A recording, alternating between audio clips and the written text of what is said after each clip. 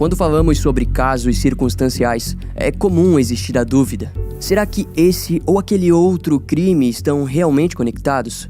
Esse tipo de questão existe até hoje nas investigações policiais, mas foi ainda mais presente quando o fenômeno do assassino em série surgiu, principalmente devido à complexidade que existe em determinar o modus operandi e a assinatura de um criminoso dessa natureza. Isso, por muitas vezes, resulta na proliferação desse criminoso, que naturalmente consegue escapar da justiça por anos. Sendo assim, no episódio de hoje vamos explorar o marco zero de uma série de mortes que aconteceram ao longo de 3 anos na Virgínia, Estados Unidos, o que resultou em um dos fenômenos de homicídio mais infames da história do estado.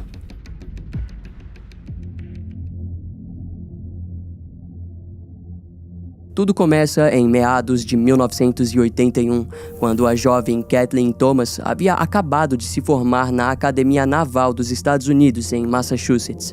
Na época, ela fazia parte de uma das quase inexistentes turmas que permitiam mulheres. Mas, de todos os seus colegas homens, poucos eram os que não gostavam do entusiasmo de Kathleen. Ao longo de 5 anos, ela havia alcançado o posto de tenente e posteriormente foi enviada para a Virgínia, onde atuou no comando das forças da frota americana. Lá, Kathleen estava em uma posição de prestígio e era altamente respeitada. No entanto, conforme o tempo passava, ela entendia que, como mulher, não conseguiria ir muito mais longe. Infelizmente, de fato, aquele era um momento difícil para as mulheres que desejavam seguir carreira militar. Sendo assim, em maio de 1986, Kathleen foi dispensada da Marinha e seguiu para a Virginia Beach, onde conseguiu um emprego como corretora. Devido à sua personalidade, ela não demorou muito para alcançar o sucesso. Kathleen, na verdade, estava entusiasmada com as possibilidades do seu novo emprego e assim decidiu fazer um mestrado em administração de empresas na Universidade Old Dominion. Nessa altura, ela já estava com seus 27 anos e já era uma mulher de sucesso. E ao seu lado estava uma de suas melhores amigas, Rebecca Dawsky, de 21 anos. A história de Rebecca, no entanto, era um pouco diferente da de Kathleen. Por muito tempo, devido a uma oportunidade de emprego do seu pai, ela foi obrigada a morar em Paris, onde se tornou fluente em francês. Mais tarde, Rebecca retornou para os Estados Unidos, onde viria a se tornar especialista em administração de empresas.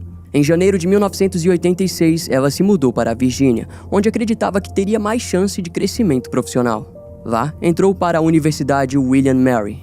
E por mais jovem que fosse, Rebecca tinha o hobby particular de passar horas com seus professores tirando dúvidas.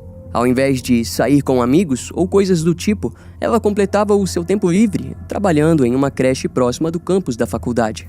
Embora fosse difícil uma pessoa como ela sair de casa com outras pessoas, foi em um breve evento social que um dos seus amigos apresentou a ela Kathleen Thomas. De início, uma amizade se formou, mas aos poucos, o relacionamento foi se transformando em algo um pouco mais romântico. Assim, na quinta-feira do dia 9 de outubro de 1986, elas foram vistas juntas no laboratório de informática do campus da Universidade William Mary. Até onde se sabe, Rebecca estava com planos de passar o final de semana na Pensilvânia, onde visitaria seus velhos amigos. Mais tarde, ela pretendia ir para Nova York, onde sua família morava. Para isso, Rebecca sairia na sexta-feira de manhã em direção a uma longa viagem de carro, o qual já havia deixado pronto com suas malas. Já Kathleen simplesmente passaria o restante dos dias em casa. Contudo, mais tarde, seus colegas de trabalho notaram sua ausência. Na verdade, nos próximos 2 dias, todo o ciclo social das jovens percebeu que ambas haviam desaparecido, mas não acreditavam que algo de ruim pudesse ter acontecido. Afinal, ambas eram adultas e poderiam ter mudado os planos. Mas tudo isso mudaria no domingo, quando as autoridades regionais encontraram um Honda Civic 1980 branco próximo da área de escoamento do Parque Colonial de Williamsburg. Segundo o relatório policial, um pedestre que passava pela região viu o veículo transitando de maneira suspeita para dentro dos arbustos que levavam até o escoamento. O pedestre, acreditando que o motorista estivesse bêbado, decidiu chamar a polícia. Quando os guardas florestais da região chegaram e viram o veículo ao longe, deduziram que poderia realmente se tratar de um motorista bêbado. No entanto, ao se aproximarem, encontraram 2 cadáveres femininos dentro dele. Uma delas estava deitada no banco de trás e a outra no porta-malas. Um dos guardas quebrou a janela do veículo acreditando que a mulher no banco de trás pudesse estar viva, mas logo notou que se tratava de um cenário de homicídio. Com isso, o reforço foi chamado imediatamente, mas por se tratar de uma área federal, quem chegou primeiro foi o FBI. Ainda no local, os agentes determinaram que as vítimas haviam sido banhadas com óleo diesel, possivelmente para que fossem queimadas. Entretanto, o óleo diesel não é tão inflamável quanto a gasolina, por exemplo, o que insinuava a ideia de que o assassino falhou em se livrar dos corpos. E dentro da região de buscas, também foram encontrados vários fósforos e cigarros, que provavelmente foram acendidos na tentativa de iniciar o incêndio. Diante de tudo isso, ficou evidente que o criminoso sabia muito bem o que havia feito e procurava destruir pistas sobre o seu crime. Além disso, o FBI acreditava que, primeiramente, o perpetrador tentou impulsionar o veículo para que caísse no rio. No entanto, aqueles arbustos eram densos o suficiente para que o carro ficasse preso no local. No carro também foram encontradas as bolsas das vítimas, que pareciam intocadas. Assim, a suposta motivação por roubo foi rapidamente descartada, mas alguns investigadores permaneceriam receosos quanto a isso, já que a carteira de uma delas seria encontrada no chão do carro, indicando que alguém havia tirado da bolsa. Notavelmente, ainda no primeiro dia de investigação, cerca de 150 fragmentos de impressões digitais foram encontradas no veículo. Essas mesmas foram postas no banco de dados do FBI na procura por criminosos registrados, mas não houve sucesso. Os investigadores do FBI logo perceberam que a falta de sangue no veículo era um forte indicativo de que o crime havia ocorrido em outro local. E isso ficaria mais evidente nos resultados da autópsia das vítimas, que naquela altura já tinham sido identificadas como Rebecca Dowski e Kathleen Thomas. No relatório, foi dito que ambas possuíam queimaduras causadas por uma corda de nylon em volta dos pescoços e pulsos. Mas, infelizmente, isso não era nada se comparado aos cortes brutais em suas gargantas, que quase decapitaram as garotas. Além disso, sinais de estrangulamento também foram notados. O exagero por parte do criminoso era uma coisa preocupante, já que a causa da morte foi dada como estrangulamento, ou seja, elas foram quase decapitadas depois de já estarem mortas. Curiosamente, o legista garantiu que nenhuma delas havia sido violentada sexualmente. O FBI, então, se viu obrigado a eliminar a possibilidade de um predador sexual violento. Entretanto, a ausência de sinais de roubo deixava o crime em um tom macabro e confuso. Na mão de Kathleen foi encontrado um corte leve no polegar, assim como uma mecha de cabelo, o que dava a entender que ela havia lutado contra o agressor. Os investigadores, então, deduziram que o criminoso possuía uma enorme força, o suficiente para subjugá-la, pois devemos lembrar que Kathleen era da Marinha e possuía habilidades de defesa pessoal e força acima da média. E quando as investigações se estabeleceram, o ex-namorado de Kathleen foi dito como o principal suspeito. No entanto, ficou evidente que ele não se encaixava no perfil de um homem com força física para lutar contra duas mulheres ao mesmo tempo. Nos dias que se seguiram, as investigações permaneceriam, mas sem quase nenhum avanço. A polícia local passaria a acreditar que pudesse existir dois assassinos, dando origem a diversos rumores por parte dos jornais. E enquanto isso, os familiares permaneciam sem respostas sobre o que havia acontecido com as jovens, que em um momento foram vistas no campus de uma faculdade e pouco depois interceptadas e assassinadas. Desse modo, 1 ano se passaria do duplo assassinato, quando um novo evento deixaria as autoridades um tanto quanto preocupadas. O jovem vendedor de purificadores de água, chamado David Noblin, de 20 anos, cresceu ouvindo as pessoas chamando ele de garoto problema, principalmente devido às suas atitudes ao longo da adolescência diante figuras importantes de sua vida, como professores e seus próprios pais. No entanto, há quem diga que sua origem explique seu comportamento, pois ele era muito novo quando os seus pais se divorciaram. Seu desempenho na escola caiu drasticamente e com o tempo se tornou um verdadeiro incômodo. Em resultado, David acabou sendo enviado para uma escola militar, de onde voltaria mais maduro. No entanto, aos 17 anos, ele abandonou os estudos e começou a trabalhar na empresa de paisagismo de seu pai. O emprego durou 2 anos, até que David encontrou uma oportunidade como vendedor de sistemas de purificação de água. David tinha vários amores em sua vida, sendo um deles sua caminhonete Ford Ranger. E foi assim até meados de 1987, quando descobriu que seria pai. Já do outro lado da cidade estava a adolescente problemática Robin Edwards, de 14 anos, que frequentemente fugia de casa. Seu comportamento a fez ser enviada para testes psiquiátricos, que serviram apenas para garantir a todos os seus familiares que ela nada mais era do que vítima de depressão. No entanto, em 1987, ela estava diferente. Robin tentava permanecer mais estável e procurava não fugir de sua depressão, mas sim combatê-la. Eventualmente, demonstrou novos desejos, como algum dia fazer intercâmbio ou até mesmo aprender francês. David e Robin eram pessoas de idades e personalidades diferentes, mas na noite do dia 19 de setembro de 1987, eles perceberam que eram bem parecidos.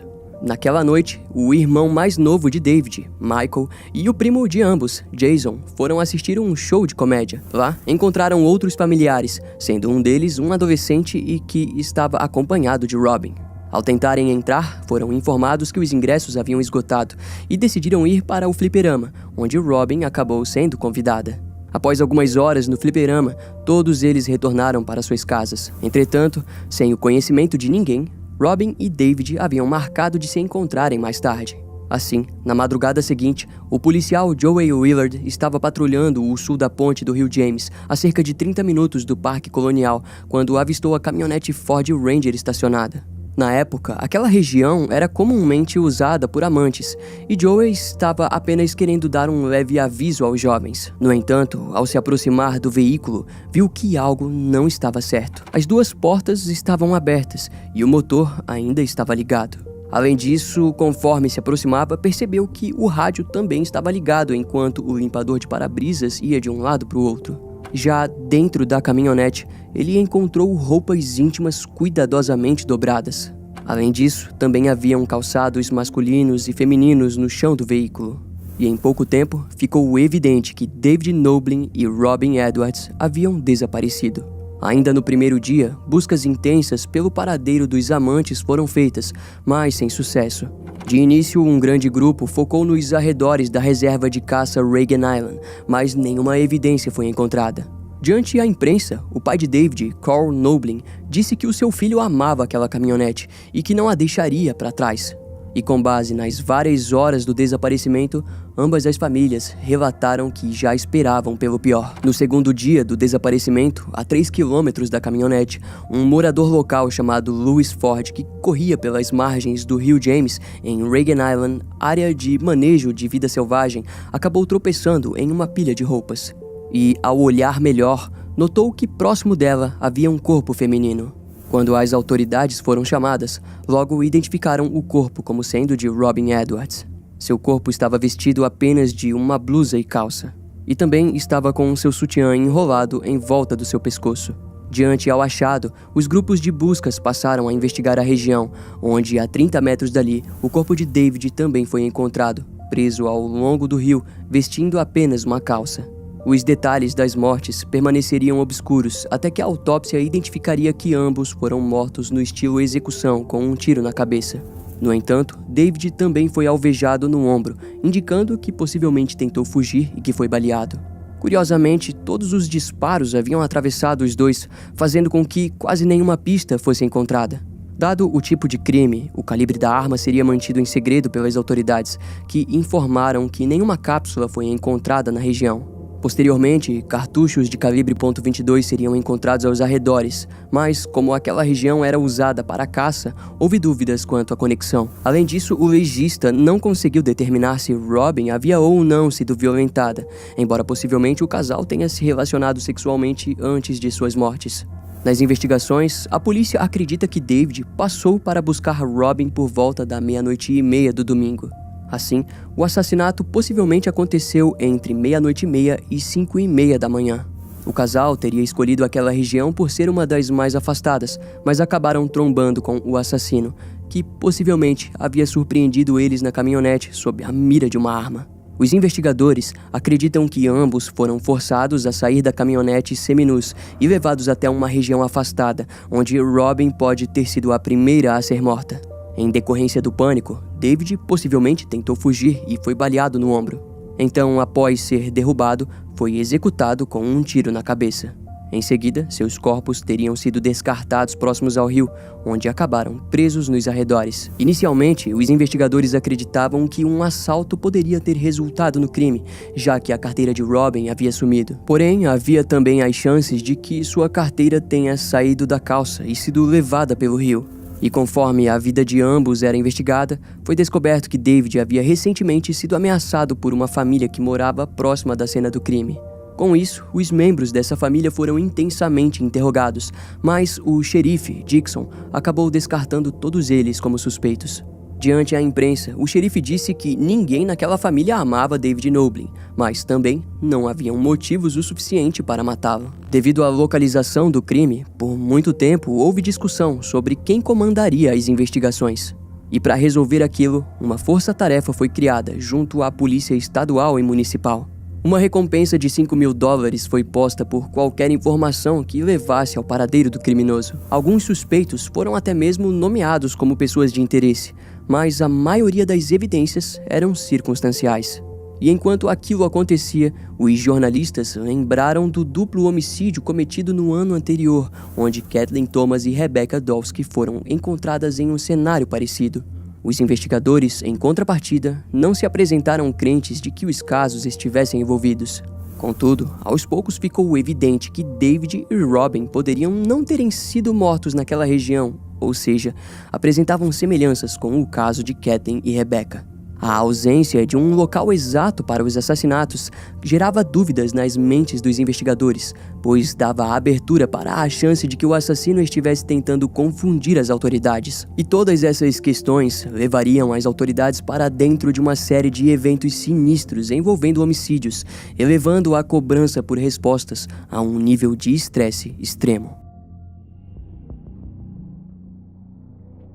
Em abril de 1988, poucos meses depois do duplo homicídio que assombrou o estado da Virgínia, Richard Call, de 20 anos, havia recentemente terminado com sua namorada de longa data. O término fez com que ele desejasse não se relacionar novamente, mas uma de suas colegas da Universidade Christopher Newport demonstrou interesse nele. E bem, a jovem Cassandra Haley, de 18 anos, não poderia ser rejeitada. Assim, numa noite fria em 9 de abril, Richard passou pela casa de Cassandra para buscá-la. E antes de sair, eles prometeram retornar antes das 2 da manhã. Os dois haviam decidido ir ao cinema, mas no caminho acabaram optando em ir para uma festa que estava ocorrendo na rede de apartamentos da Avenida Warwick. Lá, ambos acabaram se distanciando um do outro. Richard permaneceu boa parte da festa com seus amigos e Cassandra fez o mesmo com suas amigas. Posteriormente, seria dito que, embora todos soubessem que os dois estavam saindo, eles não pareciam realmente interessados um no outro. Mas, de qualquer maneira, a festa seguiu até a 1h30 da manhã, quando foram vistos saindo juntos. No entanto, eles jamais seriam vistos novamente com vida. Assim, nas primeiras horas da manhã seguinte, a família de Cassandra relatou o seu desaparecimento. E enquanto isso acontecia, o Toyota Celica 1982 vermelho de Richard foi encontrado pelo próprio pai do jovem, que estava indo em direção ao trabalho. O carro estava ao longo do Parque Colonial, próximo do mirante do Rio York. Quando o pai de Richard se aproximou, ele não notou nada de errado e viu alguns itens como latas de cerveja vazias, uma bolsa feminina e o relógio do filho. Naquele momento, os familiares do garoto não estavam cientes do seu desaparecimento e a única coisa que sabiam era de que ele tinha saído para um encontro na noite anterior. E devido à localização do veículo, o homem acreditou que seu filho estava em algum ponto do Parque Colonial fazendo qualquer coisa, ou seja, acabou ignorando aquele achado. 2 horas depois, o veículo também foi encontrado por um guarda florestal, mas daquela vez estava diferente do primeiro avistamento. Segundo o guarda, a porta do motorista estava entreaberta e o porta-luvas estava totalmente aberto. No banco de trás, ele encontrou várias peças de roupas cuidadosamente dobradas, que incluíam roupas íntimas de Cassandra. Além de que os itens vistos anteriormente, como o relógio e a bolsa da jovem, estavam completamente bagunçados dentro do veículo. Mais tarde, quando o pai de Richard ficou ciente do desaparecimento, ele disse que o cenário visto pelo guarda era realmente diferente. Dessa forma, os investigadores acreditam que alguém havia retornado e encenado algo no veículo. Dada a localização do desaparecimento, o FBI ficou encarregado pelo caso e levou o carro para análises. Dentro dele foram encontradas diversas impressões digitais, e a lama no pneu indicava que o veículo tinha sido levado para outro local além da festa nos apartamentos e do mirante próximo do Parque Colonial. Curiosamente, o banco do motorista estava muito mais para frente, indicando que talvez Cassandra tenha dirigido pela última vez. Nos dias seguintes, uma enorme busca com cães farejadores foi feita ao longo do Parque Colonial. Em pouco tempo, as buscas já alcançavam 5 quilômetros por toda a costa, mas nenhuma evidência foi encontrada. A polícia decidiu utilizar helicópteros, mas não funcionou. Quando os familiares foram interrogados, eles garantiram que nenhum dos dois dirigiria para um lugar tão afastado por vontade própria. De acordo com eles, a noite do desaparecimento estava fria demais para que fossem para um lugar como aquele. Em resultado disso, o agente do FBI, Joe Wolfinger, disse acreditar que a posição do carro era uma distração para o verdadeiro local em que os corpos foram descartados. Mas, de qualquer modo, nos meses seguintes, ficaria nítido que talvez seus corpos jamais fossem recuperados. Os guardas do Parque Nacional disseram em entrevistas que eles podem ter sido levados pelas correntezas da água durante um mergulho noturno. No entanto, os familiares foram extremamente contra aquela ideia, porque aquilo indicava que os dois teriam ido nadar numa noite fria em um lugar afastado, algo que não fazia o menor sentido. Eles acreditavam que, na verdade, os guardas florestais teriam encontrado o veículo abandonado na região muito antes do próprio pai de Richard e que não teriam lidado com a situação como profissionais. E as famílias dos jovens foram muito mais além ao dizer que os próprios guardas retiraram os itens de dentro do carro com o intuito de identificar o dono do veículo e depois botaram novamente. Porém, as autoridades foram contra essas suposições. Nos meses seguintes, o caso acabou sendo arquivado, mas naquela altura, mesmo assim, já tinha sido conectado aos últimos 4 assassinatos. E, inesperadamente, o FBI anunciou uma recompensa de $10 mil por informações sobre o caso de Kathleen Thomas e Rebecca Dowski.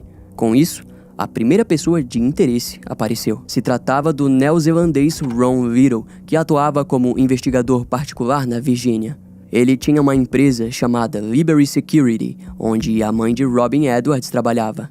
O FBI começou a investigar os seus passos e descobriu que ele, por algum motivo, passou a enviar diversas cartas desconexas para jornais, emissoras de notícias e políticos, onde dizia que o FBI estava perseguindo ele. No entanto, nas cartas, ele atribuía à investigação oficial da agência mais 2 casos desconhecidos pelo FBI e ocorridos em 1987. De acordo com Ron, em fevereiro daquele ano, Brian Pettinger teve seu corpo encontrado no Rio James e poucos meses depois, Lori Powell desapareceu e foi encontrada em abril de 1988. As circunstâncias nos 2 casos eram diferentes. Lori foi encontrada nua, mas com sinais de facadas nas costas, e Brian com os pulsos e tornozelos amarrados e uma corda em volta do pescoço. O ponto de interesse, no entanto, era de que Brian Pettinger havia trabalhado como guarda para a empresa de Ron Little. O FBI respondeu aquilo alegando que centenas de pessoas foram investigadas e afirmou que o próprio Ron estava criando uma narrativa contra si mesmo. Devido a uma futura confusão de interesses, a agência acabou deportando o homem para a Nova Zelândia, após ser provado que Ron possuía diversas condenações que legalmente proibiam ele de estar nos Estados Unidos. Assim, embora houvesse uma conexão com as vítimas de assassinato, ele foi tirado da lista de suspeitos em potencial. Na época, sua participação no caso criou confusão e controvérsias, mas antes que os jornais pudessem perder mais tempo com o comportamento peculiar do sujeito, um novo evento marcaria essa história. Mas primeiro, vamos dar um contexto geral. O Dia do Trabalho nos Estados Unidos é um dos principais feriados nacionais. Diferente do Brasil, lá é comemorado na primeira segunda-feira de setembro. Assim, no Dia do Trabalho de 1989, o jovem Daniel Lauer, de 21 anos, decidiu visitar o seu irmão mais velho de Virginia Beach, Clinton Lauer, e sua esposa, Ana Maria Phelps, de 18 anos. Quando chegou, Daniel foi surpreendido por seu irmão, que convidou ele para morar em sua casa. Naquela altura de sua vida, ele realmente desejava viver algo novo e rapidamente aceitou a oferta. Mas para isso, Daniel precisaria voltar até sua casa em outro condado e pegar alguns pertences importantes.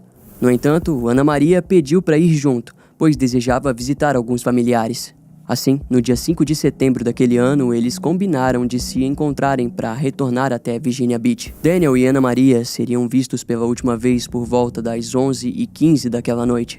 A viagem era resumida em pegar a Interestadual 64, que cortava todo o leste até Virginia Beach. Contudo, a demora da chegada dos dois logo se tornou motivo de preocupação. Na manhã seguinte, Clinton e um colega de trabalho saíram em direção à Interestadual 64, esperando que encontraria os dois parados no acostamento com algum problema no veículo. Porém, eles não encontraram nada, mas já os funcionários de transporte estadual acabaram localizando um Chevy Nova abandonado na parada de descanso da Interestadual. Clinton e seu amigo só não encontraram o veículo porque, notavelmente, ele havia ido para o oeste de onde eles deveriam estar, na saída da Rota 155. Lá, a posição do carro era estranha, pois estava metade no acostamento e metade na estrada, além de estar bem debaixo de uma placa de proibido estacionar. E enquanto o veículo era rebocado por um policial estadual, ele acabou ouvindo no rádio da viatura sobre o desaparecimento de 2 jovens em um Chevy Nova. O oficial, então, se aproximou do veículo em sua frente e viu que ele estava completamente aberto e com a chave na ignição. No espelho retrovisor também era possível ver um clipe de cabelo feminino, que mais tarde seria dito como o de Ana Maria. Quando o veículo foi vasculhado, foi visto que Daniel havia trazido todos os seus pertences de valor e também não havia nada de errado com o carro. No entanto, também foi possível identificar um acúmulo de sujeira e grama em sua lataria, indicando que outra pessoa poderia ter dirigido o veículo. A busca pelo paradeiro dos dois logo se iniciou e ficou sob responsabilidade da Polícia do Estado da Virgínia, mas nada foi encontrado. Conforme os dias se passaram, o caso tomou grandes proporções e várias pessoas ligaram informando terem visto eles. Um caminhoneiro disse tê-los visto na parada de descanso ao leste da Interestadual, preenchendo assim a linha de tempo esperada pelos familiares. Porém, outra testemunha disse tê-los visto no mesmo momento em outra parada de descanso ao oeste. Assim ficou evidente que as testemunhas não ajudariam tanto daquela vez. Seria somente no dia 19 de outubro de 1989 que seus corpos seriam descobertos por um casal de caçadores que estavam passando por uma estrada isolada na Interestadual 65 quando avistaram um cobertor. Ao levantá-lo, viram que se tratava dos 2 jovens que a polícia vinha procurando. Curiosamente, aquela posição geográfica ficava a 48 quilômetros do acesso para o Parque Colonial. E devido ao nível de decomposição e à notável intervenção de animais, ficou impossível identificar a causa da morte. O legista apenas disse não descartar a ideia de que foram mortos a tiros, e Ana Maria apresentava um ferimento defensivo contra a faca em um de seus dedos. Diante da proporção do caso, os corpos foram enviados para a instituição Smithsonian, onde passariam por novos exames mais tecnológicos. Mais tarde, os resultados desses exames provariam que Ana Maria havia morrido em decorrência de esfaqueamento na região do abdômen. Quanto a Daniel, não houve resultados, mas os especialistas acreditavam que o método usado em seu assassinato era o mesmo. Assim, o caso dos dois foi considerado homicídio. Os investigadores perceberam que os dois tinham tido suas carteiras roubadas e alguns documentos pessoais foram deixados para trás. Curiosamente, no momento em que Daniel saiu de sua casa, seu pai havia dado a ele uma alta quantia em dinheiro para recomeçar sua vida. E esse dinheiro não foi encontrado e muito possivelmente foi roubado pelo criminoso. Depois desse caso, programas de TV como o Unsolved Mysteries e outros jornalistas passaram a indicar todos os casos ditos nesse episódio como conectados. As autoridades inicialmente demonstraram resistência em conectá-los oficialmente, mas eles abertamente discutiam a possibilidade. Em nenhum momento a polícia utilizou o termo assassino em série, mas alegou que não poderia descartar a possibilidade de sua existência. Eventualmente, toda essa história foi nomeada como os assassinatos no caminho do Parque Nacional. E a vitimologia foi amplamente explorada, onde era dito que, em todos os casos, as vítimas eram homens e mulheres. No primeiro crime conhecido, as vítimas foram 2 garotas, mas é argumentado que, como Rebecca Dawes tinha cabelo curto, o assassino pode tê-la confundido. De acordo com as investigações posteriores, sua frustração em errar e depois precisar se livrar das provas fez ele cometer diversas tentativas de destruir as evidências de seu crime. Além disso, os 4 cenários de crime pareciam ter acontecido na mesma região, num raio de pouco mais de 30 quilômetros. Em todos os casos, exceto um, a polícia acreditava que as vítimas foram rendidas enquanto ainda estavam dentro do carro. Isso fez com que os investigadores acreditassem que o criminoso fingia ser uma autoridade ou possuía uma farda policial para emular a abordagem. Consegue se lembrar de quando falamos do feriado do Dia do Trabalho? Bem, foi visto que em 2 casos os crimes ocorreram em fins de semana de feriado, sendo o de 1986 no Dia de Colombo, onde Rebecca Dawsky e Kathleen Thomas foram assassinadas, e em 1989 no Dia do Trabalho, quando Anna Maria Phelps e Daniel Lauer foram mortos. Além de que, em 3 dos 4 casos, ocorreram no mês de setembro ou outubro, apontando para algo particular para o criminoso. Suas vítimas eram todas jovens, com exceção a Kathleen Thomas, de 27 anos, mas que parecia muito mais jovem do que sua idade revelava. Em outras palavras, o assassino tinha seus olhos voltados a pessoas de idade universitária e que estavam isoladas, sem serem capazes de perceberem sua presença. Contudo, assim como qualquer investigação policial, os investigadores tiveram que admitir a notável diferença entre os meios de matar suas vítimas. Houve pessoas mortas a tiros, estranguladas, esfaqueadas e até mesmo com ferimentos graves no pescoço. Há quem aponte para um método refinado, onde o assassino, com o intuito de confundir os investigadores, tenha mudado sua maneira de agir, algo já visto em casos como o do Zodíaco, por exemplo. O que nos leva também à hipótese de um copiador, mas vale ressaltar que esse assassino parecia levar suas vítimas para outro local, onde eram mortas e depois levadas de volta para o cenário principal, o local de sequestro. O especialista em ciências comportamentais da Polícia Estadual, Larry McCann, alegou que é muito difícil que exista mais de um assassino, e tudo nos casos aponta para um único criminoso em série. Junto a ele estava o FBI, que apoiava a teoria de um único perpetrador, mas a agência procurava lidar apenas como teoria e não como uma verdade absoluta. Como dito mais cedo, os investigadores acreditavam que o assassino pudesse estar fingindo ser uma autoridade. Isso é uma ação muito comum em assassinos em série, que desejam de todas as maneiras possíveis adquirir o controle e poder da situação. Foi assim até que em 1990 o oficial Larry McCann veio a público para falar sobre um segundo assassino, indo contra sua primeira suposição. No entanto, nos anos seguintes, o silêncio por parte da polícia faria com que ele admitisse que aquilo foi um blefe, com o intuito de fazer com que um possível cúmplice falasse alguma coisa. Mas Larry admitiu acreditar que o assassino tenha morrido, pois apenas a sua morte explicaria a pausa nas mortes. Frente à ausência de novos casos, os investigadores se questionaram se, na verdade, poderiam ter existido outras vítimas antes de Kathleen Thomas e Rebecca Dawsky. Para a surpresa deles, as investigações revelaram algo de 1984, 2 anos antes do início de tudo. No dia 17 de agosto daquele ano, os acadêmicos Michael Margaret, de 21 anos, e Donna Lynn Hall, de 18, desapareceram depois de acamparem em Richmond. O jipe do casal foi encontrado na saída de uma trilha rural próxima do local em que acamparam. Havia sangue no banco do passageiro e a chave ainda estava na ignição. A 6 metros do veículo, ambos os corpos foram encontrados tampados por um cobertor xadrez vermelho e azul. Bitucas de cigarros foram encontradas próximas do corpo, junto a uma garrafa vazia de cerveja, mas nenhum dos dois apresentaram sinais de violência. Entretanto, em exames posteriores, foi descoberto que ambos tinham sido drogados com Demerol e depois tiveram suas gargantas profundamente cortadas.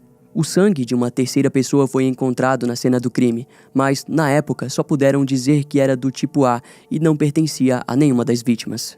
Diante o método usado, há quem acredite que Michael e Donna podem ter sido as primeiras vítimas ao serem drogadas e mortas.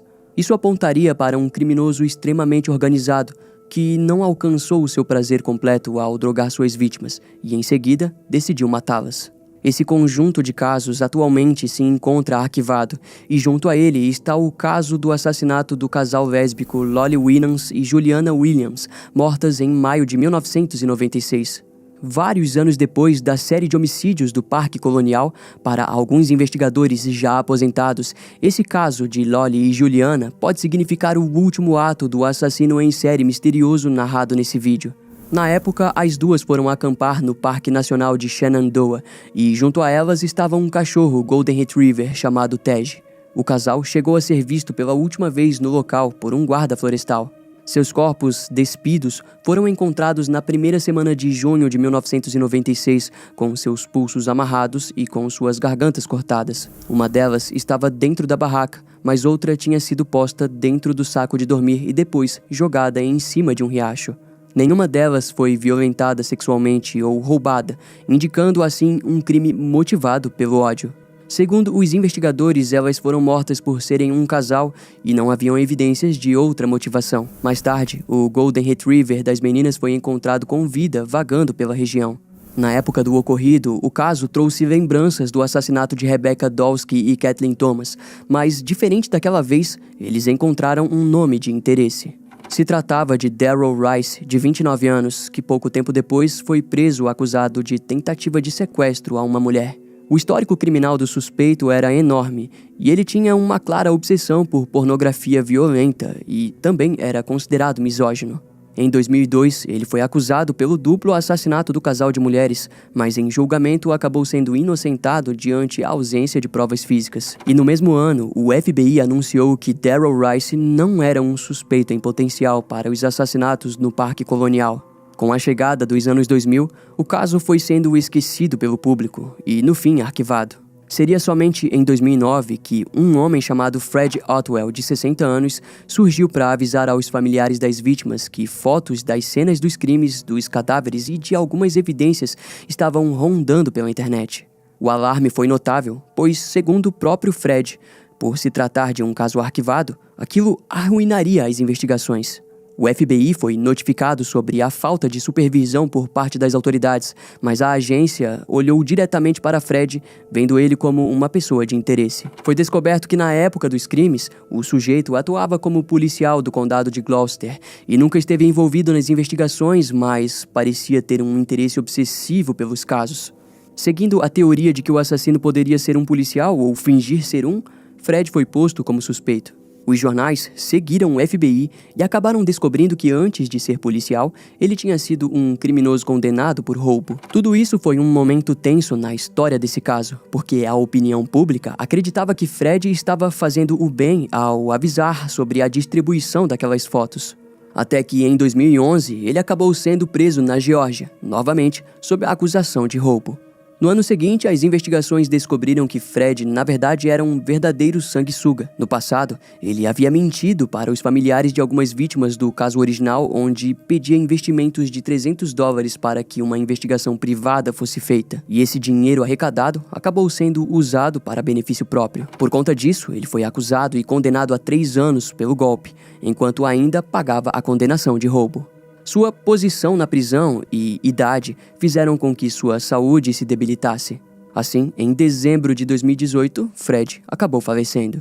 Os familiares das vítimas não reagiram muito bem ao seu envolvimento, mas de certa forma agradeceram, porque seus atos fizeram com que o FBI reabrisse o caso. Ao longo dos anos anteriores, os familiares já haviam solicitado a ajuda de diversos investigadores experientes, como foi o caso do investigador aposentado da Unidade de Homicídios de Milwaukee, Steve Spingola, que viria a se tornar o apresentador do programa Cold Justice. Em seu trabalho, ele trouxe novos olhares às investigações passadas, ao alegar que nunca houve apenas um assassino, mas sim vários atuando com motivações diferentes. De acordo com Steve, sobre o primeiro assassinato de Kathleen Thomas e Rebecca Dawsky de 1986, poderia facilmente estar conectado com o de Lolly Williams e Juliana Williams de 10 anos depois. Para ele, ambos os casos foram crimes de ódio relacionados diretamente à sexualidade das vítimas.